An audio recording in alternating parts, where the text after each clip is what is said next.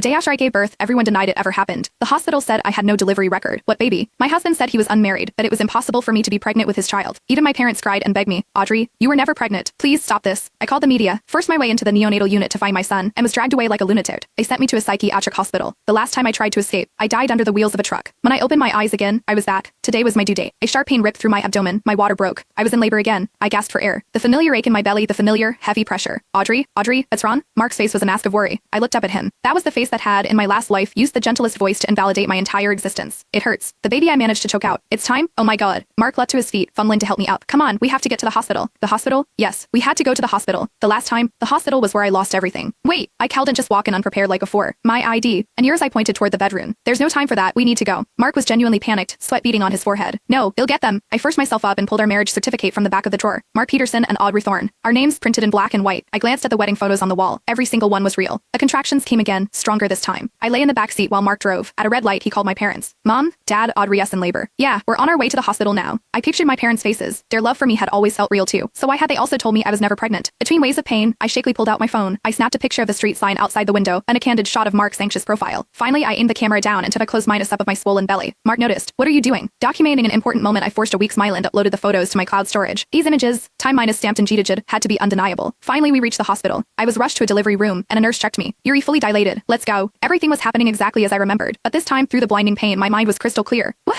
With a sharp cry, my child was born. The midwife held up the tiny, red body, bringing him close to my face. Look, a beautiful baby boy. Tears streamed down my face. As I reached out to touch my son, I used the last of my strength to pluck a few strands of hair from his head. The baby wailed in pain. My heart ached, but I had to have proof, as they tried to tell me I never had a child, or that this child wasn't mine. I would have his DNA. The midwife was already cutting the cord, weighing him and swaddling him in a blanket. They moved me to a private room. I was so exhausted I closed my eyes just for a moment. When I woke up, the first thing I did was reach for the bassinet beside my bed. It was empty. The space where my son should have been was vacant. I slammed the call button. A young nurse hurried in. Yuri, awake. How are you feeling? Is the incision painful? My baby? I demanded. Where is my baby? The nurse's smile faltered. A flicker of confusion crossed her face. Baby? What baby? The baby I just delivered. My son. I had him last night. My voice rose with panic. The nurse walked to the foot of my bed, glanced at the chart hanging there, then looked down at her clipboard frowning. Mom, are you sure you're not mistaken? This room was on standby yesterday. You were admitted for observation late last night. The chart says you came in for acute abdominal pain. The diagnosis is still pending. BOOM. My world tilted. That's impossible. I grabbed her sleeve. I had a baby. How can he be gone? Where is my husband, Mark? America. He was supposed to stay with me, but he was gone too. The nurse, startled, tried to pull away. Mom, please calm down. There is no record of a newborn. You were admitted alone. There are no family members on your record. You're lying, I screamed. The tearing pain between my legs flared up with a sudden movement. At your supervisor. Check the security footage. My shouting brought more people. The head nurse rushed in, her words a soothing but empty echo of the first nurse's. No delivery record. No baby. Mark, he'll call my husband. My hands trembled as I found his number. The phone rang for a long time before he answered, his voice thick with sleep. Hello?